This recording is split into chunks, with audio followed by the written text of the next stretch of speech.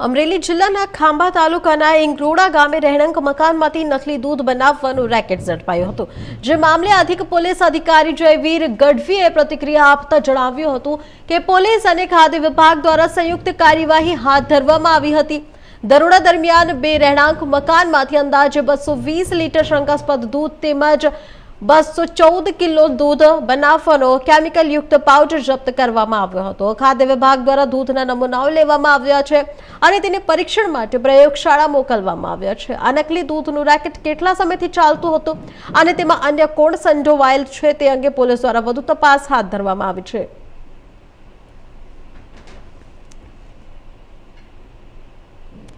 ગઈકાલે તારીખ 15/3/2026ની રાત્રે ખાંભા પોલીસ સ્ટેશનને ખાનગી રાહે બાતમી મળેલી કે ઇંગોરાડા ગામમાં નકલી દૂધ બનાવવાનું કામ ચાલી રહ્યું છે। જે અનુસંધાને ખાંભા પોલીસના ઇન્સ્પેક્ટર દ્વારા ફૂડ અને સેફ્ટીના અધિકારીઓ અને સાથે એફએસએલના અધિકારીઓને સાથે રાખી અને ઇંગોરાડા ગામમાં રેડ કરવામાં આવેલી હતી, જેનામાં રાજેશભાઈ જસાભાઈ આલ અને રાણાભાઈ જસભાઈ સુસરા એ પોતાની માલિકીનો જે વંડો છે તે નકલી દૂધ બનાવવાનું કામ કરી રહ્યા હતા।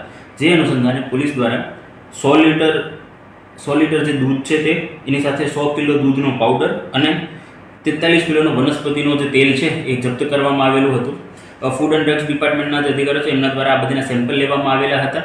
આ જેટલું પણ નકલી બનાવટી દૂધ હતું એનું પોલીસ દ્વારા જે બીજા અધિકારીઓ છે એમની સાથે રહીને નિકાલ કરવામાં આવેલો છે અને એમના જે સેમ્પલો કબજે કરવામાં આવેલા છે એમને એફએસએલ ખાતે તપાસણી અર્થે મોકલવામાં આવેલા છે।